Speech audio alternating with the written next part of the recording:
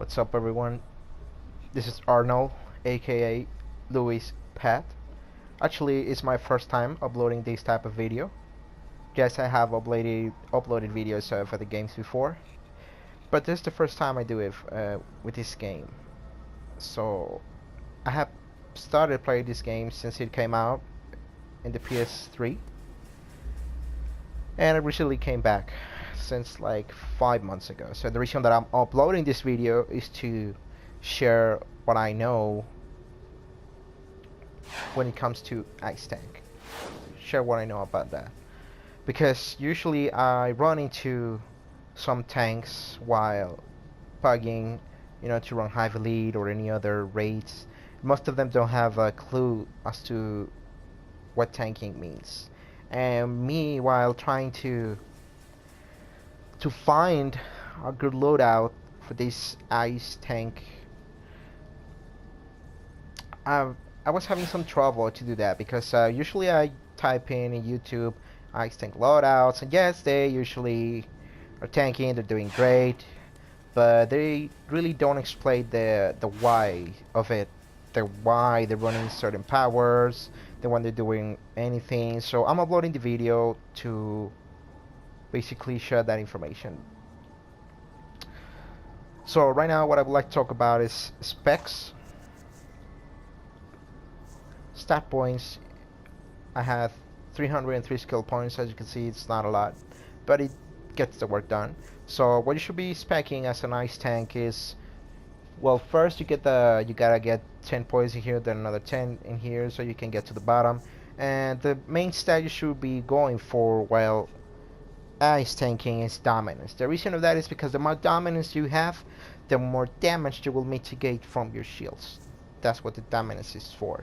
So you should be going for dominance and then health.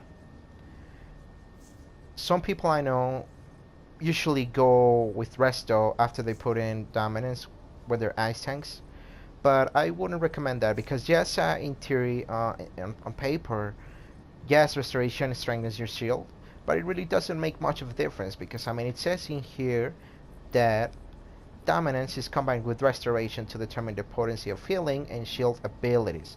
High levels dominance must be higher than enemy willpower for crowd control effects to be effective. So as you can see, there's the formula right there: shield equal base shield multiplier, I'm sorry, 112.5% of your restoration plus 150% of dominance. As you can see, while being in tank role, you get a hell of a lot more dominance than resto. That's why I don't really think good use of resto in ice tank mode. So you should be going for health. Now let's talk about the mods. As for the weapon, I use absorption adapter. You get a shield when you're attacking with your weapon, so that comes in handy. As for the head, I use supercharged hibernation. I don't really use that supercharge that much, but just to have a mod. As for the neck goes, fortified assault. You get 10% defense buff while not blocking. And then the back, accelerated deflection. You could either go with accelerated deflection or accelerated winter guard. Basically it's the same, doesn't really make a difference which one you go for. So as for the tank, you go with, my recommendation is that you go with hardy, because some people get or put in quick healing, but it really doesn't make much of a difference because when you put in hardy, you get a buff to your health pool, and I think that that is really more helpful than having a quick healing ability, because when it comes to quick healing, you're basically depending on some healers. But if you are rotating your shields right, then the damage it will take will be minimal.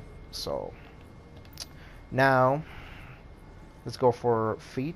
Explosive block, that usually comes in handy. It helps a lot when you're taking bosses such as Terra, the last boss. It really helps a lot. As for the hand, regenerative shielding, you get some health when you pop a shield. It's not a game-changing mod, but it works. You could either go with that or max damage, whatever works for you. And trinket, supply drop, orbitals, sidekick, technician. The reason I run with Sidekick is because sometimes that little bastard helps you to tank. So that comes in handy. I know I have said comes in handy a lot of times because, well, they do come in handy. So now let's talk about artifacts. Artifact, I haven't ranked up this one because I didn't get a chance to, but you should be at least have it at rank 80. And then I got Venom Grizz Dispenser, Scrap of the Soul Clock. Basically, those are my DPS artifacts, but when you run as a tank, it really doesn't make much of a difference, you having the artifacts, and I'll explain why. Because when it comes to ice, all you gotta do is rotate your shields, keep your dominance up as soon as you get this by, you know, wearing colas such as Bulldozer, Compound, Omega, and as you can see now, fully spec'd into dominance.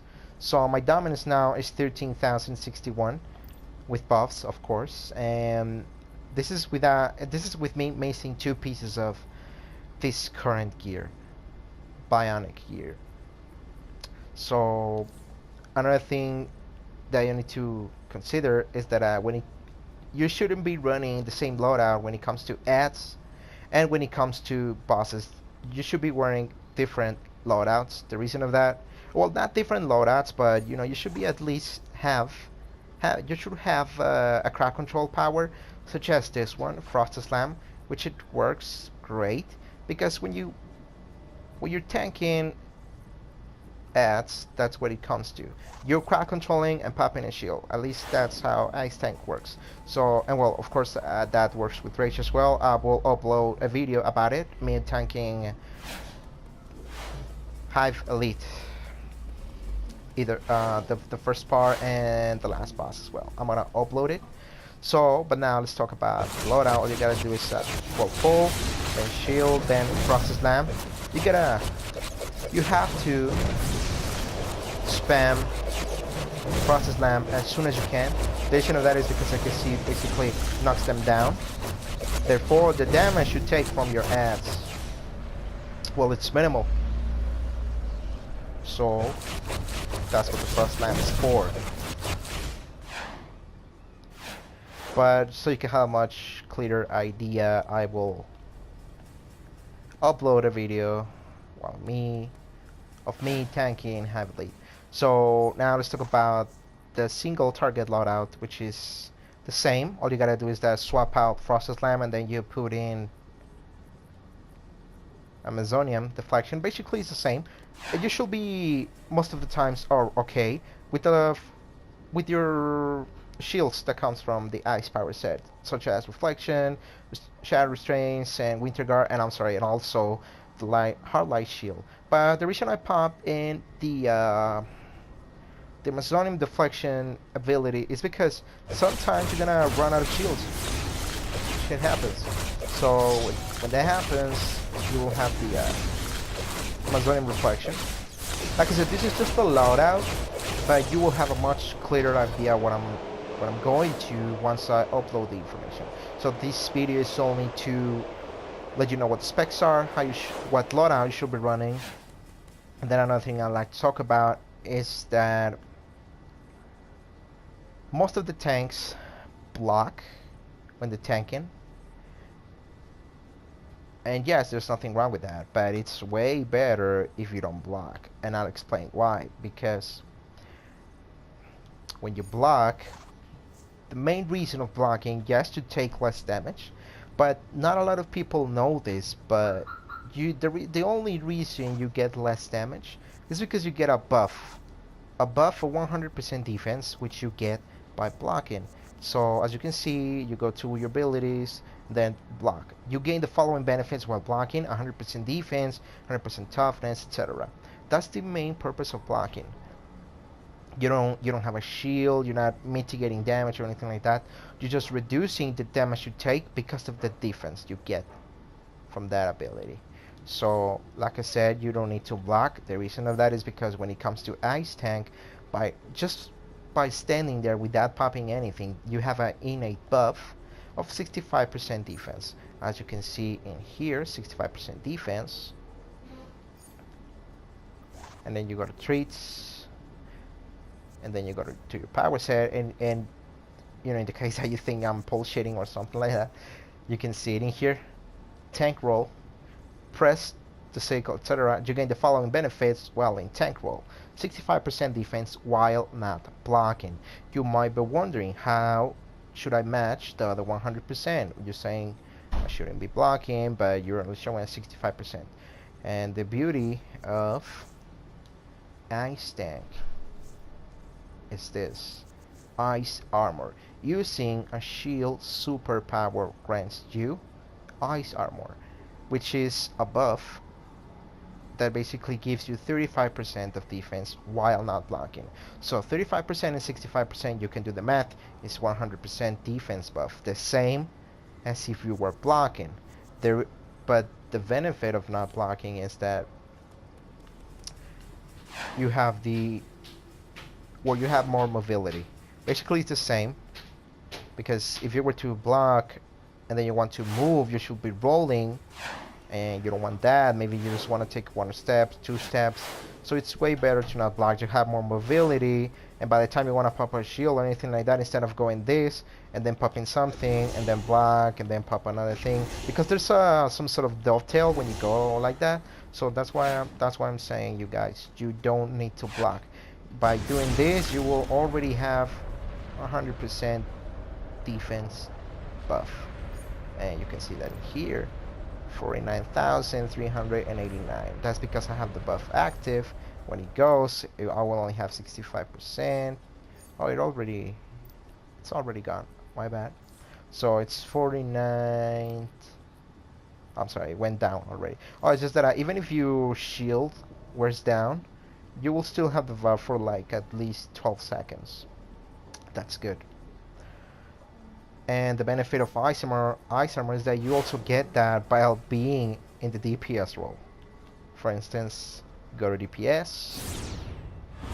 But that's another topic, but either way, I just want to show you. So, just pop reflection, and then you get Ice Armor, which is good when you're trying to melee, especially for precision DPS based. It works great. So now, going back to the tank.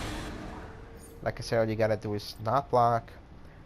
And if you're running out of shields, personal dampening shields comes in handy. They mitigate around 30 to 40,000%. I haven't really tested out, but that's how much they mitigate. So that works too. Let me know what you think about it in the description. Leave your comment. If you like it, please hit like. And like I said, I will be uploading the video. I already have it. I just need to edit it of me tanking high bleed, so you can have a much clearer idea of what I'm saying. So thank you very much for watching the video. Take care.